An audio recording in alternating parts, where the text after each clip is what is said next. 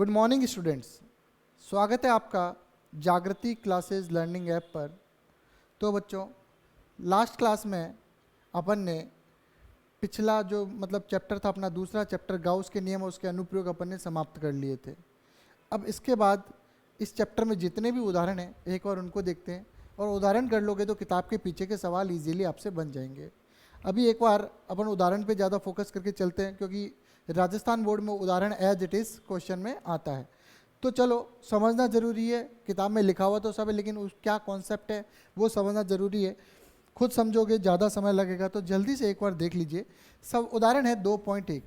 क्या विद्युत क्षेत्र ई जो कितना है 200 I, कितना है भाई 200, ये पूरा देखो ई कितना है 200I और 300J, ठीक है। और एस क्षेत्रफल सदिश दिया हुआ इतना, दोनों के मात्रक MKS में कोई बदलाव नहीं करना है। विद्युत फ्लक्स ज्ञात करना है। तो फ्लक्स आपको पता है E.A सदिश या E.S सदिश होता है। तो कुछ नहीं, एरिया और S दोनों लिख सकते हैं। क्षेत्रफल सदिश को A भी लिख सकते हैं और S भी लिख सकते हैं। E कितना है 200I plus 300J dot I है, इसमें जे तो है नहीं तो मैं इसको लिख सकता हूँ, जे नहीं पर आई लिखना है तो लिख सकते हो उसको 0I प्लस 5 × 10⁻³ J। कैप लगा देना आप, ठीक है। डॉट है भाई, आपको पता है डॉट प्रोडक्ट होता है। डॉट प्रोडक्ट होता है तो क्या होता है, सूत्र बताओ। तो जब कोई ए सदिश, वापस देखो, ए सदिश है XI/Y1J और बी है कोई सदिश X2I/Y2J। इनका अगर बिंदु गुणन करना है क्या A डॉट बी, तो ध्यान से देखना क्या होगा। यहाँ पे सीधा बता रहा हूँ, I वाले गुणा हो जाएंगे और JJ वाले गुणा हो जाएंगे। तो ये हो जाएगा X1 X2 plus Y1 Y2, यही होता है, बस ये ध्यान रखना। क्लियर। और अगर Z1 Z2 है तो कर सकते हो। तो इनको आपस में गुणा करके जोड़ना है, बस कुछ नहीं करना। तो फाई कितना हो जाएगा, I को I से गुणा करा तो 200 को 0 से गुणा किया प्लस 300 को IJ के हट जाते हैं। आपको पता है ये जो IJ के हैं बिंदु गुणन करते हैं। ये कौन सा गुणन है, ये बिंदु गुणन है। कौन सा गुणन है, बिंदु गुणन है। और बिंदु गुणन में IJ के हट जाते हैं। तो ध्यान से देखो 200I और J, तो आपको पता है इसमें I तो 0 है तो I वाला पद तो हट जाएगा। J का गुणांक जो है उसको J के गुणांक से गुणा कर दो, बस यही आंसर है। J का गुणांक, तो ये तो 0 हो गया। 200 इसमें कुछ है नहीं, देखो इसमें I है नहीं तो मैं इसको 0I भी मान सकता हूँ ना, बीच प्लस करके, कोई दिक्कत नहीं है। तो I को I से गुणा किया तो 0 आएगा, J को J से गुणा किया तो ये आएगा। तो आंसर आएगा 0 प्लस ये हो जाएगा 1500 × 10⁻³ और 5 मेरे हिसाब से अब आ जाएगा आपका 1.5। कितना आ जाएगा 1.5। क्लियर। फिर इसका भाई मात्रक लगा लो। क्या लगा लो, मात्रक लगा लो। दोनों को गुणा ही तो किया अपन ने, तो मात्रक क्या आ जाएगा देखना ध्यान से, पूरा लिखो। मात्रक तो ज़्यादा दिमाग नहीं लगाओ, ये मात्रक इसका दिया हुआ है, रख दिया, गुणा ही किया है। तो वोल्ट पर मीटर और फिर पीछे क्या है मीटर स्क्वायर। तो मात्रक क्या आ जाएगा 1.5 1 से कटा वोल्ट मीटर। यहाँ तक किसी को तकलीफ है तो बच्चों बताइए। मेरे हिसाब से सवाल आसानी से बन गया। मात्रक सहित, मात्रक भी लगा दिया अपन ने बाद में, ठीक है। क्यों, मैंने इसका मात्रक उठाया मीटर, वोल्ट पर मीटर और मीटर स्क्वायर, इससे कर लिया। चलो अगला सवाल देखते हैं। अगले सवाल की बात करें, थोड़ा सा जल्दी देखिएगा, ठीक है। कि एक समान विद्युत क्षेत्र ई में एक बेलन, विद्युत क्षेत्र में क्या है, एक बेलन इस प्रकार स्थित है कि इसकी अक्ष विद्युत क्षेत्र के अनुदिश है, अनुदिश है, लंबवत नहीं है। तो बेलन से पारित कुल विद्युत फ्लक्स क्या होगा। अगर मान के चलो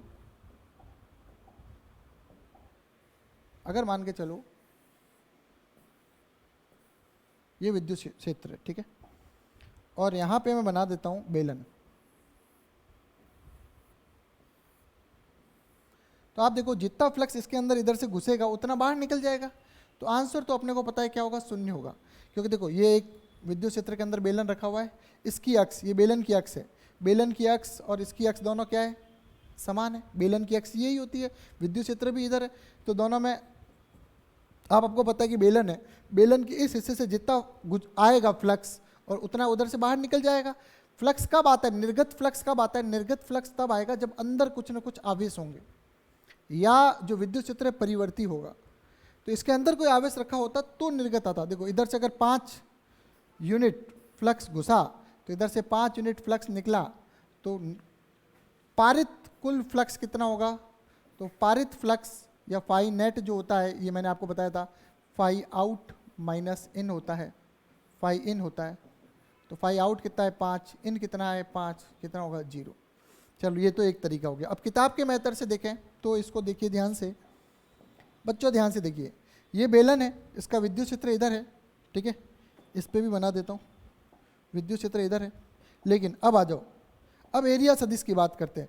ये ढक्कन है, ढक्कन का एरिया सदिश इधर हो जाएगा, कोई दिक्कत नहीं है। तो मैंने इसका एरिया सदिश इधर मान लिया, पहली सरफेस।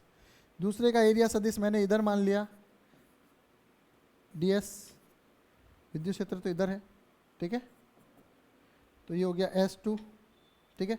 तीसरा विद्युत क्षेत्र इधर है, विद्युत क्षेत्र तो सब में इधर ही है, इसका एरिया कहाँ जाएगा? ऊपर, ये हो गया तीसरा। अब अपन करेंगे तो कैसे निकालेंगे फ्लक्स? तो अपन करेंगे फ्लक्स बराबर क्या करेंगे? Close integration E dot ds। 3 सतह है, तीनों को अलग अलग खोलो, ये अपने डेरिवेशन में किया वही है, E ds और इंटीग्रेशन E डॉट ds। किस किस के लिए? सरफेस S1 के लिए, S2 के लिए और S3 के लिए। तो देखिए E पहली सतह के लिए E ds कॉस कितना है? 0, आपको दिख रहा होगा। इन दोनों में कोण कितना है? 0 डिग्री। इन दोनों में कोण कितना है? 90 डिग्री। इन दोनों में कोण कितना है? 180 डिग्री। तो आपको समझ में आ गया होगा, समझ में आ गया होगा। तो अब इसको अपन हल करते हैं। E ds cos 0 plus S1 के लिए, दूसरा है E ds कॉस 180 प्लस, तीसरा क्या है? दोनों लंबवत है, लिखना हो तो लिख लो भले, E ds कॉस 90। तो आपको पता है क्या हो जाएगा? ये हो जाएगा 1, तो ये हो जाएगा E, तो बाहर आ जाएगा ds कॉस कितना हो गया? 1 प्लस E, इसमें फिर से बाहर आ गया ds, और ये कितना हो जाएगा? -1, और पीछे वाला कितना हो जाएगा? 0, ठीक है। अब दोनों का क्षेत्रफल, दोनों ढक्कन ही बचे, दोनों ढक्कन का क्षेत्रफल क्या होगा? a, तो ये हो जाएगा EA1 प्लस ये हो जाएगा E, ये एरिया हो जाएगा A और ये -1, तो ये हो जाएगा EA माइनस EA 0। वो अपने को पहले पता था, ये EA माइनस EA कितना आ गया? 0। तो इससे गुजरने वाला पारित फ्लक्स कितना होगा? 0 होगा। क्या इसके अंदर भाई इससे फ्लक्स गुजरेगा? हाँ गुजरेगा, लेकिन नेट फ्लक्स पारित कितना होगा? 0 होगा। आसान सा सवाल था, कोई बड़ी बात नहीं थी बच्चों। तीसरा सवाल, ये 5वां सवाल आ गया भाई, कोई दिक्कत नहीं है, 5वां सवाल आ गया। तो बच्चों यहाँ पे देखिए, ये 5वां सवाल है, तो देख लेते हैं पहले आगे। ये तीसरा सवाल भी मिल गया अपने को।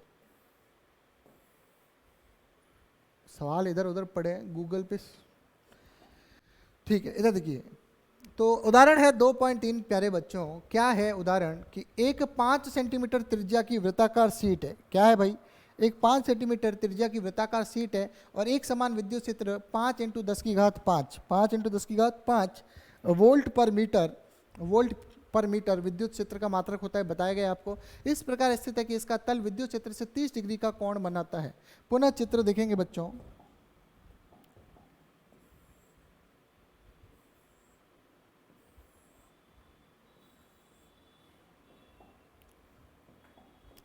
अगर मान लीजिए ये आयताकार सीट है, ठीक है, सुनना, ये आयताकार सीट है और ये जो तल है, ये आयताकार सीट का क्या है? तल है, ये तल है और ये विद्युत क्षेत्र है।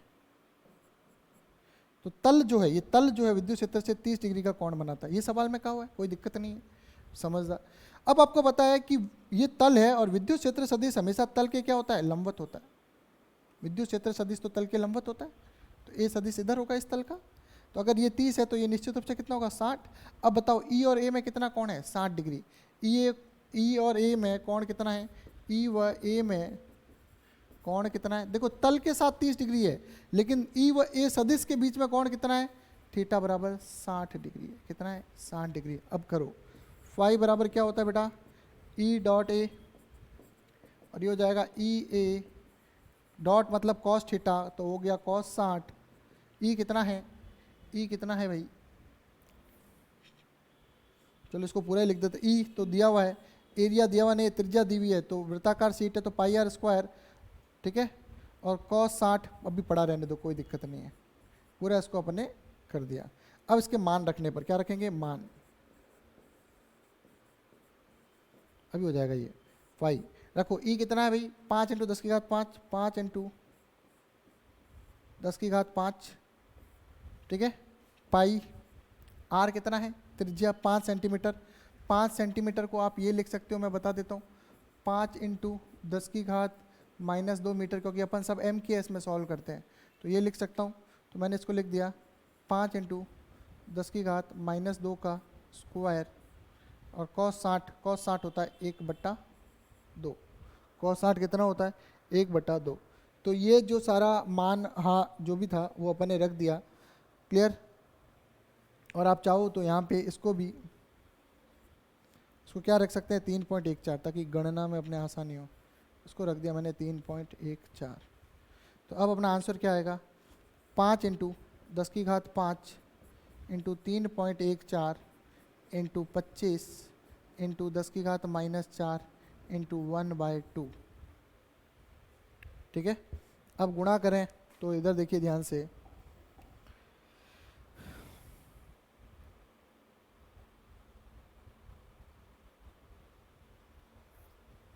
गुणा करें तो इसको इससे काटा तो ये लगभग 1.5 आया, ठीक है भाई। 5 और 25 कितना है 125, 125 को 1.5 से गुणा करना, 3/2 से, ठीक है। तो 125 को करते हैं, जितना होता जाए धीरे धीरे करते जाओ।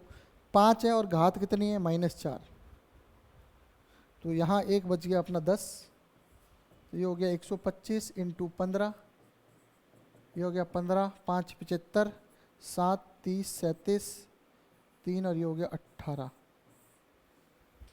क्लियर। तो ये अपना आंसर लगभग आ गया, लगभग 1875। अपन ने ऑलमोस्ट किया है, तो लगभग ये आएगा। अभी 3.14 को एग्जैक्ट गुणा लोगे तो ये किताब वाला आंसर जो आपका मैच कर जाएगा। मैंने इसको लगभग 3 माना है, ठीक है। तो आप ये कर सकते हो, किताब का एग्जैक्ट आंसर से भी तुलना कर सकते हो। फिर ये मात्रक वात्रक आप लगा देना, ठीक है। फ्लक्स का मात्रक क्या होगा बताया था मैंने आपको, मल्टीप्लाई किया वोल्ट मीटर, ठीक है, क्लियर। एग्जैक्ट जो आंसर है, जब आप ये 3 पॉइंट ये लोगे तो एग्जैक्ट आंसर भी मैं आपको बता देता हूँ। जब ये आप 3.14 एग्जैक्ट लोगे, जब मैंने तो काटा है, ऑलमोस्ट करके काटा है, तो ये आ जाएगा 1960, ठीक है। तो 1960 आएगा लगभग, आपको पता ऑलमोस्ट अपन ने लिया है। लेकिन गुणा में, भाग में तो आप ऑलमोस्ट ले सकते हो, गुणा में आपको थोड़ा सा क्लैरिटी से करना है, ठीक है। गणना आपको करनी है। नेक्स्ट क्वेश्चन है कि एक आर त्रिज्या की पतली वलय पर क्यू घन आवेश एक समान रूप से, एक आर त्रिज्या की पतली वलय है पर क्यू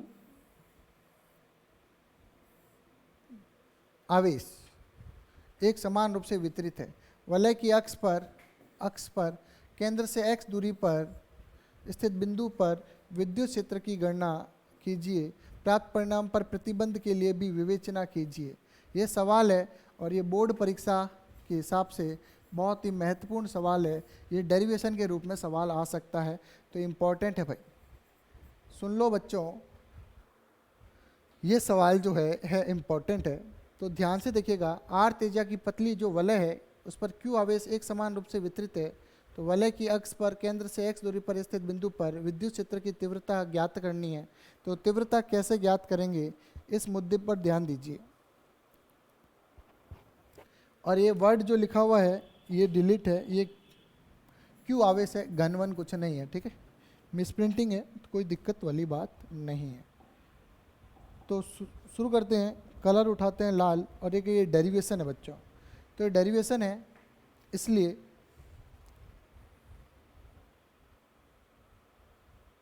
चलो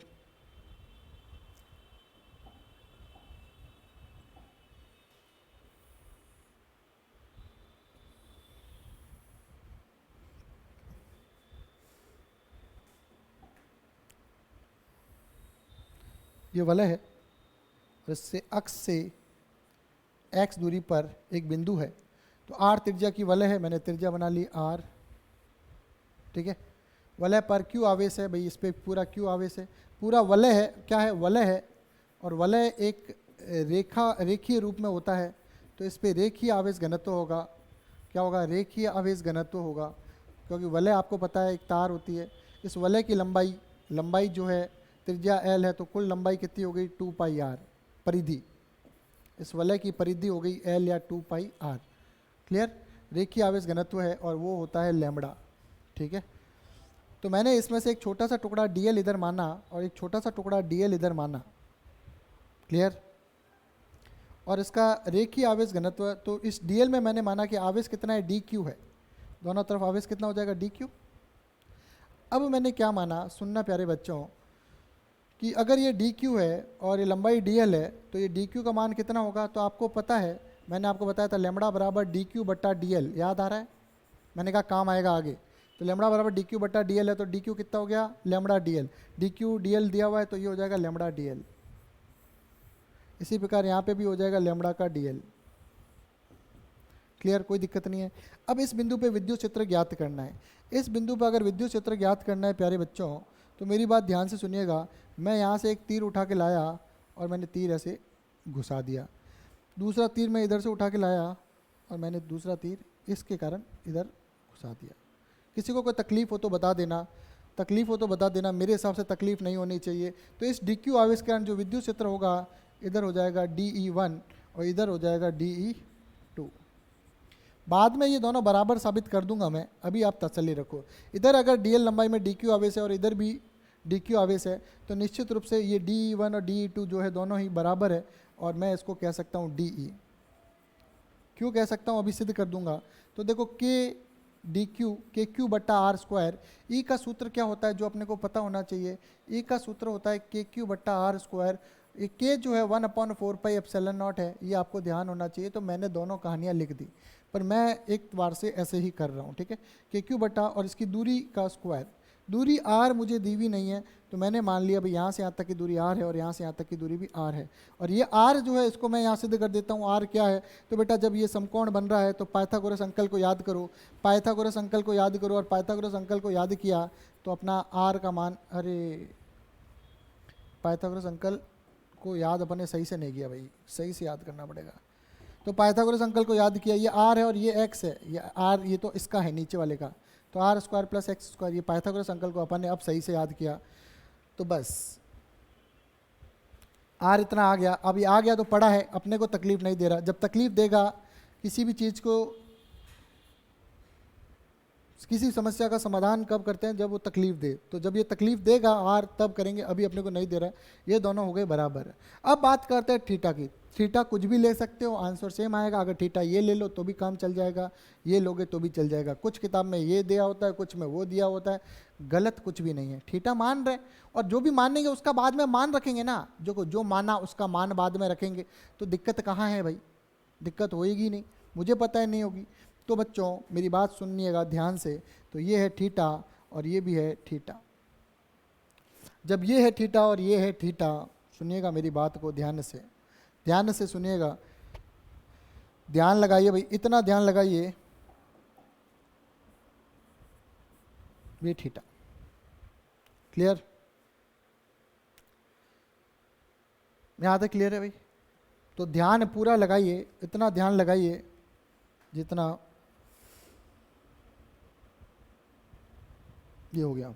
अब देखो ये डी दोनों बराबर हो गए। अब मैं क्या लूँगा, टक टक बीच में जब भी ऐसी पोजीशन आती है तो क्या करेंगे, काटा काटी। क्या करेंगे, काटा काटी। तो अपना काटा काटी का कॉन्सेप्ट है, काटा काटी का कॉन्सेप्ट है। क्या लेंगे अपन भाई, काटा काटी कॉन्सेप्ट, काटा काटी कॉन्सेप्ट करेंगे। काटा काटी कॉन्सेप्ट में यहाँ क्या लेंगे, घटक।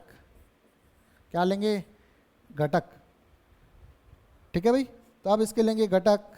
तो ये डी है और ये थीटा है, इस अक्ष पे इस डी ई का इस अक्ष पे घटक। आपको पता है थीटा के पास की भुजा, बच्चों थीटा के पास की भुजा कॉस थीटा होती है। मैं बार बार बता चुका हूँ, 1000 बार बता चुका हूँ, लाख बार बता चुका हूँ कि थीटा जब भी घटक लेते हैं तो थीटा के पास की भुजा कॉस थीटा लेते हैं। तो जब ये डी ई है और घटक लेने हैं, और घटक हमेशा लंबवत लिए जाते हैं। ऐसा नहीं कि इसका घटक लेना है तो इधर और ऐसे ये लंबवत। जब सदिश ये है, मान के चलो ए ये है, तो ऐसे नहीं लेते। ये सदिश जो है वो हमेशा बीच में रहना चाहिए और घटक इसके लंबवत होने चाहिए, ये ध्यान रखना। ये दो घटक होते हैं, घटक हमेशा लंबवत होते हैं। ऐसा नहीं कि सर एक घटक ये ले लिया, एक घटक ये ले लिया, ये इलॉजिकल बात है। अगर एक का घटक लेना है तो एक इधर और एक इधर निर्देश तंत्र पे लेने होते हैं, ध्यान रखना। तो मैं इसको हटाने का प्रयास करता हूँ, ये हट गया। अब आ जाओ पुनः बच्चों इधर। तो मैं बात कर रहा था, बात कुछ ऐसी थी कि मैंने ले लिया थीटा। अब थीटा लेने के बाद मैं लूँगा घटक, तो मैं इस डी का घटक लूँगा, क्या लूँगा, डी ई का बेटा कॉस थीटा। और इधर मैं क्या लूँगा, डी ई का बेटा साइन थीटा। जल्दी से देखिए, एक डेरिवेशन ही है। फिर ये डी ये इसका घटक ऊपर लूँगा, थीटा के पास वाली भुजा, तो डी ई का कॉस थीटा। और इधर क्या हो जाएगा, डी ई का साइन थीटा। तो डी ई का साइन थीटा ऊपर नीचे बराबर व विपरीत होने के कारण क्या हो जाएगा, ऊपर नीचे बराबर विपरीत है। 5 न्यूटन बल ऊपर है, 5 न्यूटन नीचे, तो जीरो होगा ना। 5 सदिश ऊपर है विद्युत क्षेत्र का, 5 सदिश नीचे है, तो क्या होगा, जीरो होगा। डी सेंटर ऊपर नीचे बराबर विपरीत दिशा में होने के कारण क्या होता है भाई, इनका कारण निरस्त हो जाते हैं। क्या हो जाते हैं, निरस्त हो जाते हैं। क्या हो जाते हैं भाई, निरस्त हो जाते हैं। कौन सा, क्या हो जाते हैं भाई, निरस्त। तो ये तो काटा काटी, ये आगे अपने डेरिवेशन में काम आएगा, तो ध्यान रखना। ये निरस्त हो गए, चलो बहुत बढ़िया। ये डेरिवेशन सेम टू सेम वहाँ पे भी काम आएगा। कहाँ पे, इसी तरह का कॉन्सेप्ट अपने चुंबकीय क्षेत्र के लिए काम आएगा, तो ध्यान रखना। अभी विद्युत क्षेत्र है, आगे ये सब चुंबकीय क्षेत्र के लिए आएगा, तो कॉन्सेप्ट ध्यान रखना। तो ये कैंसिल आउट हो गया, बचा क्या, तो अपने को पता चल गया कि जो भी विद्युत क्षेत्र होगा वो डी ई कॉस थीटा के कारण होगा। किसके कारण होगा, डी क्षैतिज घटक के कारण। तो मैं कर लूँगा भाई, चलो डी ई कॉस थीटा के कारण, तो मैं कहूँगा विद्युत क्षेत्र कुल कितना है, तो आप कहोगे सर समाकलन डी ई कॉस थीटा के कारण।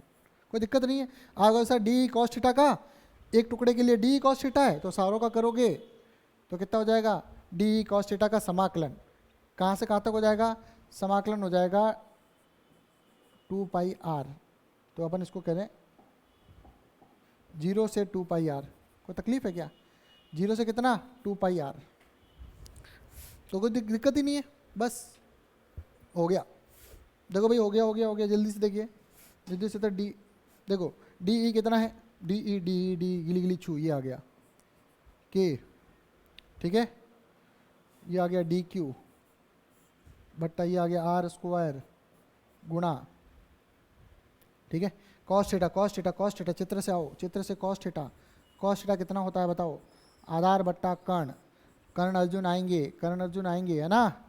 तो आधार बट्टा कर्ण हो गया, आधार बट्टा कर्ण हो गया, तो ये थीटा है, तो आधार क्या हो गया एक्स, ये एक्स, और कर्ण कितना हो गया आर।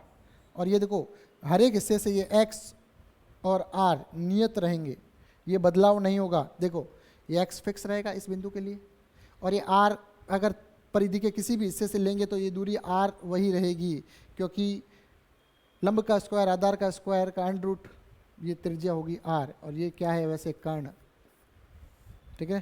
तो कर्ण अर्जुन आएंगे, और अगर कर्ण अर्जुन आ गए तो बैंड बजाएंगे।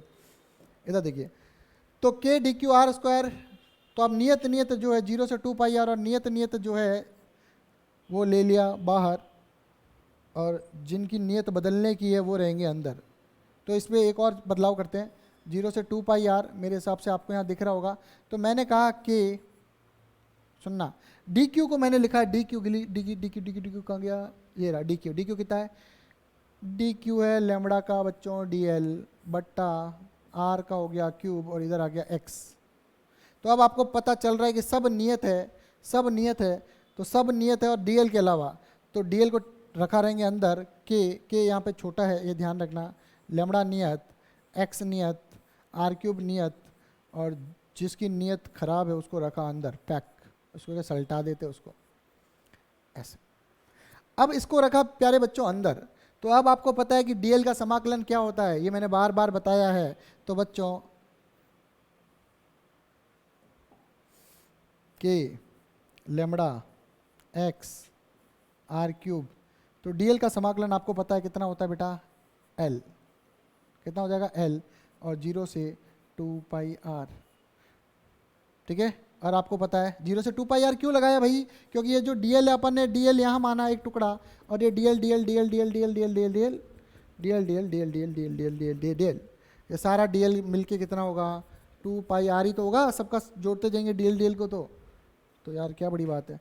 तो यहाँ पे आ जाएगा बेटा, अब मैं इसको एक बार पढ़ा रखे कोई दिक्कत नहीं है, और अब आ जाएगा 2πr माइनस 0, क्लियर। और यहाँ पे मैं सबके मान भी रख दूँ तो ये आ जाएगा k lambda x 2πr,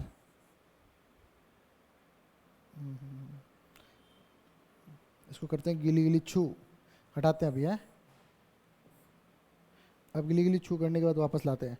k का मान ही रख दो, k का मान है 1/4πε0। प्यारे बच्चों पता है आपको, लैम्बडा की जगह लैम्बडा है, x है, r कितना है, r इतना है, r square plus X square की पावर ये। r अगर इतना है, सुनना, r अगर इतना है तो r का क्यूब कितना होगा, मेरे पास जगह नहीं है मैं यहाँ करता हूँ। r बराबर कितना है बेटा, r square plus X square की पावर कितनी है बच्चों, r square plus X square की पावर है 1/2।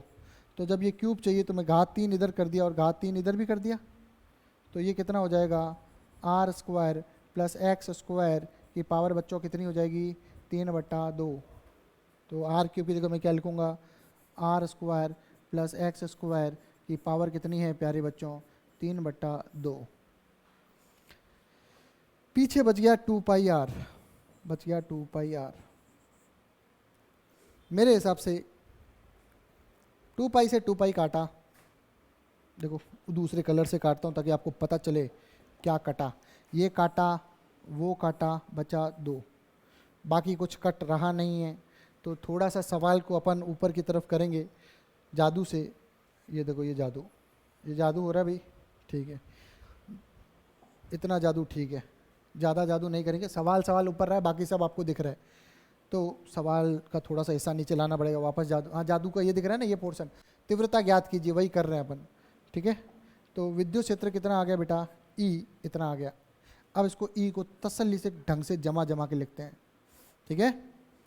क्या लिखेंगे, लैम्बडा XR बट्टा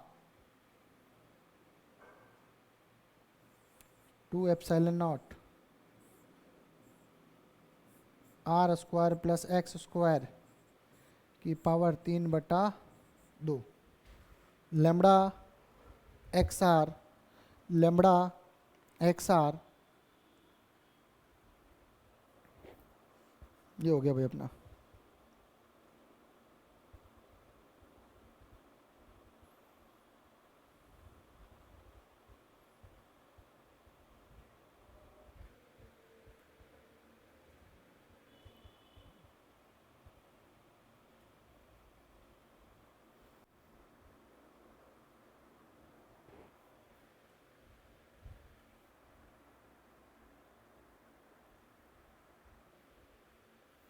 तो बच्चों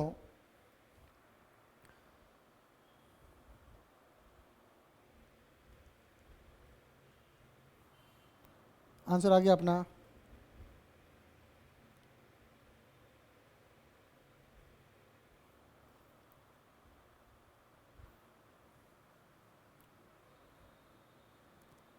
अब अपने को लैम्बडा का मान रखना पड़ेगा, लैम्बडा का मान रखना पड़ेगा। तो देखो अभी अपन ने क्या किया था बच्चों, यहाँ तक हो गया भाई, ठीक है, और यहाँ तक हुआ तो ठीक है, नहीं तो थोड़ा सा पीछे चलने की कोशिश करते हैं। ये भी एक उत्तर है, सुनना, ये भी एक उत्तर है अपना, ये उत्तर आ गया, इसको कोई डिनाई नहीं कर सकता। लैम्बडा के पदों में ये अपना उत्तर आ गया। अब लैम्बडा के पदों में उत्तर नहीं चाहिए मान लो, तो क्या करेंगे, तो अपन उधर इधर से ले आएंगे।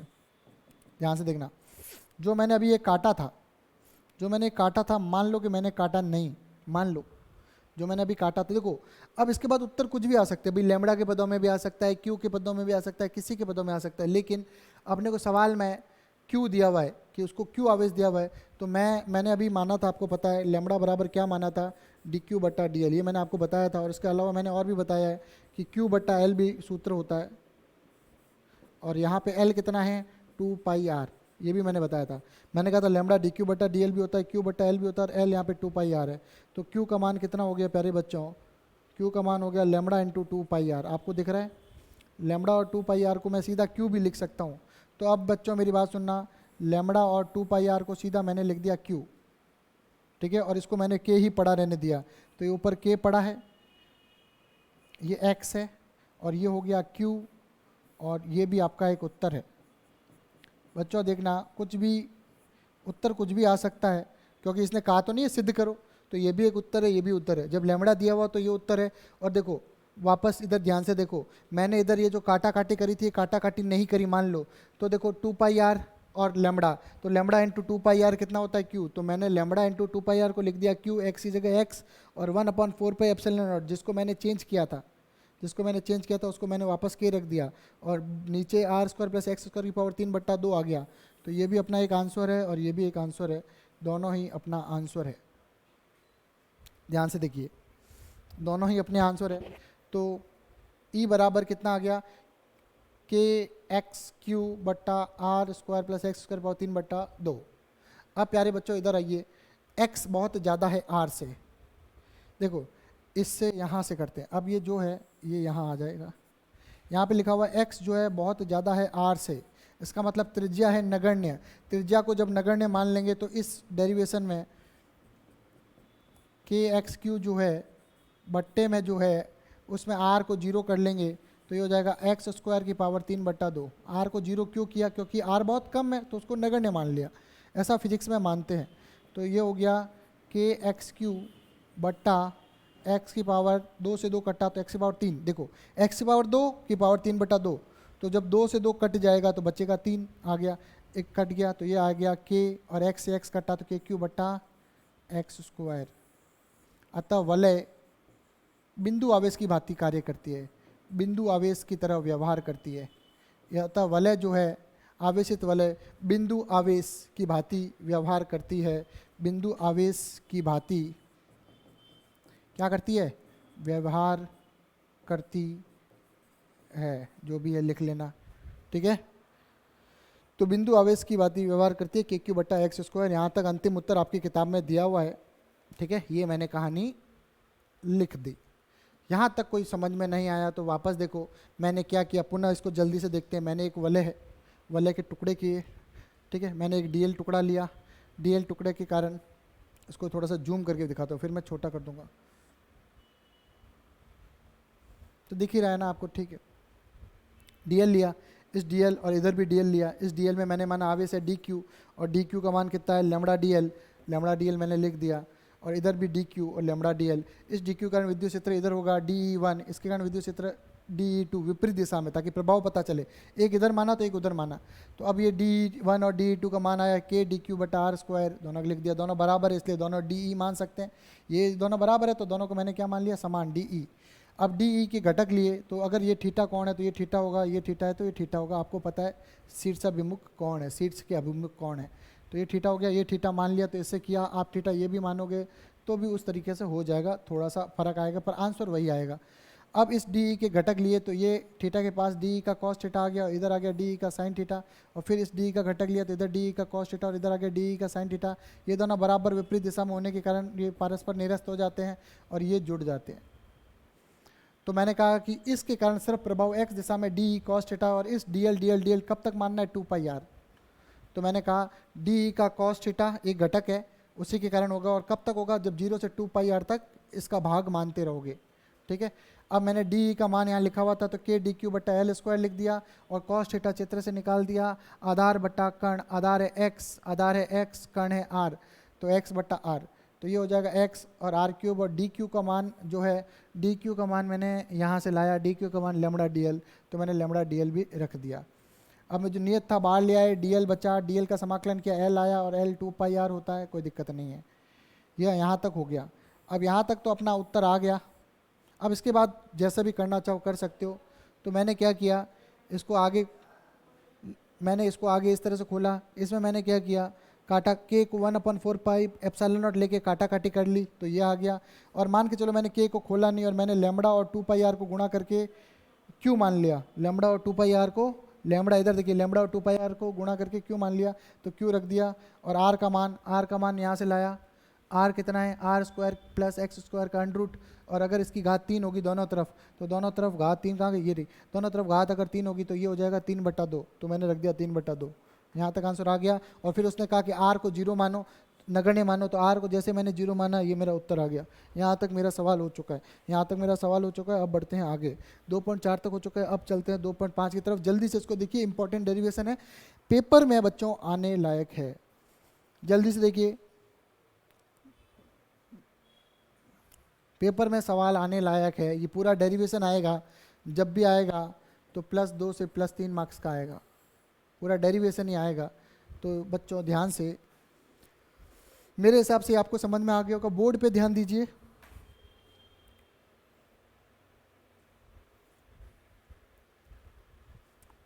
कुछ बच्चों को लग रहा होगा सर बोर्ड पे लगे रहते हैं, तो फिजिक्स है भाई, बोलने से तो काम चलेगा नहीं, हिस्ट्री है नहीं कि कोई ज्योग्राफी है नहीं कि कोई गप्पे है नहीं कि चर्चा करते रहें। फिजिक्स है, फिजिक्स पे पूरा काम बोर्ड पे होता है और वो लिखना पड़ता है। मैं आपको बोलूँ x/2 की पावर 3/2, तो आपको समझ में नहीं आएगा, उसको मेरे को लिखना पड़ेगा, ठीक है। तो ये चीज़ है, आप जितना बोर्ड पे लिखा है, आपकी नज़र सिर्फ बोर्ड पे होनी चाहिए और कहीं नहीं होनी चाहिए, ठीक है।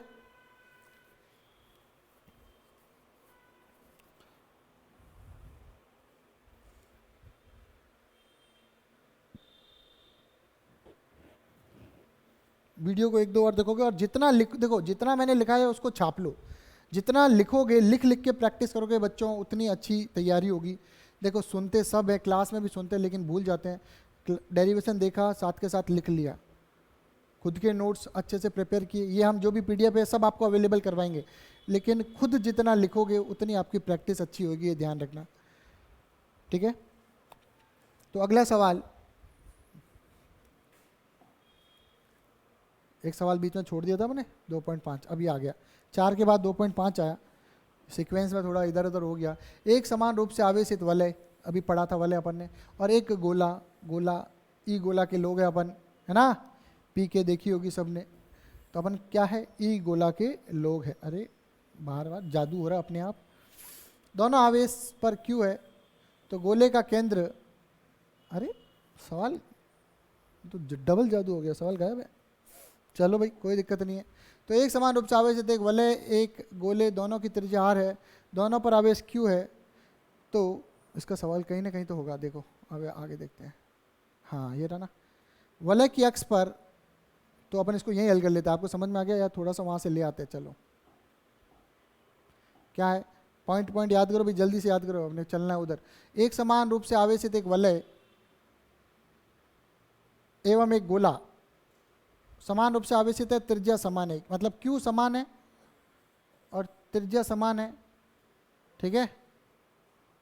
अब क्या है, गोले के केंद्र वलय की अक्ष पर विद्यमान है। चलो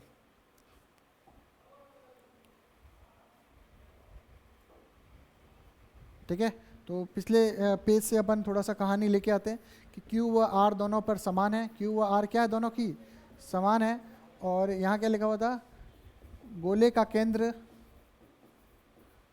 केंद्र वलय की अक्ष पर विद्यमान है, ठीक है, तथा वलय के केंद्र से r√3 दूरी पर है, ठीक है। गोले वलय के मध्य विद्युत बल ज्ञात कीजिए, बल ज्ञात करना है। चलो बल ज्ञात कर लेंगे अपन, अभी करते हैं, चलेगा कोई दिक्कत नहीं है, क्या फर्क पड़ रहा है, कुछ भी बनाओ, बना तो सही। ये वलय है, ये गोला है, मान लो ये गोला है, ठीक है। वलय का केंद्र, वलय के अक्ष पर गोले का केंद्र है, ठीक है भाई, पी ओ ऐसे, इसका पी मान लिया। ये क्या है, वलय है, और ये क्या है, गोला है। दोनों के बीच में बल निकालना है। तो अभी अपन ने देखा वलय के कारण किसी बिंदु पर विद्युत क्षेत्र ज्ञात करना देख लिया था। तो अपने को पता है कि इस वलय के कारण इस बिंदु पर विद्युत क्षेत्र क्या होगा, ई होगा, और इस गोले का आवेश क्यू है, तो बल कितना होगा बच्चों, बल होगा क्यू Q दिया हुआ है, मतलब अब अपने को ज्ञात करना है E, और E का सूत्र अभी मैंने आपको बताया था, क्या बताया था कि QX बट्टा R square plus X square की पावर 3/2। तो x ये दूरी होती है, आपको पता है। तो बच्चों इधर देखिए कि QX बट्टा R तो त्रिज्या ठीक है, और x की जगह मैं क्या लिखूं, x की जगह मैं लिखूं R√3। तो R√3 का स्क्वायर की पावर 3/2। डरने की बात नहीं है, थोड़ा सा डरावना इसका फॉर्मूला है कि QX ये हो गया R स्क्वायर और ये हो गया 3R स्क्वायर की पावर 3/2। तो बच्चों, प्यारे बच्चों, वापस देखो इधर कि QX 3 1 और 4 R स्क्वायर की पावर 3/2। तो पुनः देखें कि QX, तो पहले इसका कर देते हैं अंडरूट। तो देखो ध्यान से, 4R स्क्वायर की पावर 3/2 है, तो मैं इसको ध्यान से देखना। अब यहाँ हल करने में बच्चे गड़बड़ करते हैं, तो गड़बड़ करनी नहीं है अपने को। 4R स्क्वायर का अंडरूट की पावर 3, ये भी कह सकते हैं। देखो 1/2 है मतलब अंडरूट की पावर 3, ऐसा भी कह सकते हैं, कोई दिक्कत नहीं है। देखो 3/2 का है मतलब अंडरूट कर दिया, फिर उसका होल पावर 3 कर दिया। तो देखो KQX, अब इसके बाद आया 2R, अंडरूट हुआ 2R की पावर कितनी हुई 3। तो ये हो जाएगा KQX, दोनों पे आवेश Q है, इसलिए मैंने इसका आवेश भी Q लिया गोले का, और इसका आवेश भी Q लिया। तो ये हो जाएगा 8R³।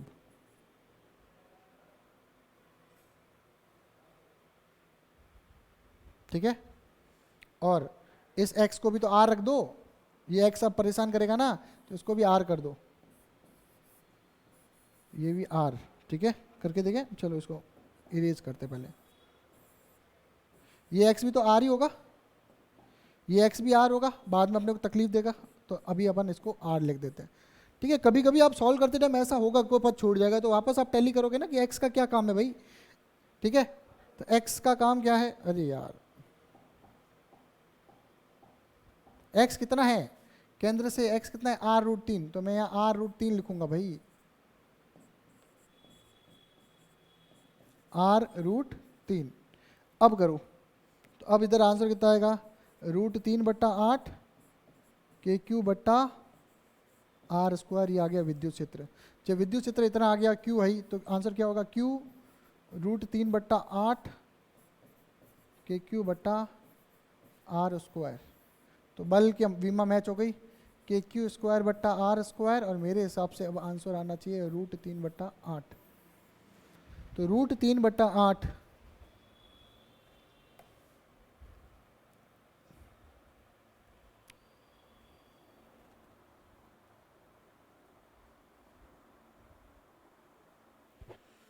ये अपना आंसर आएगा, मेरे हिसाब से तो यही आंसर है, √3/8 KQ स्क्वायर बट्टा R स्क्वायर।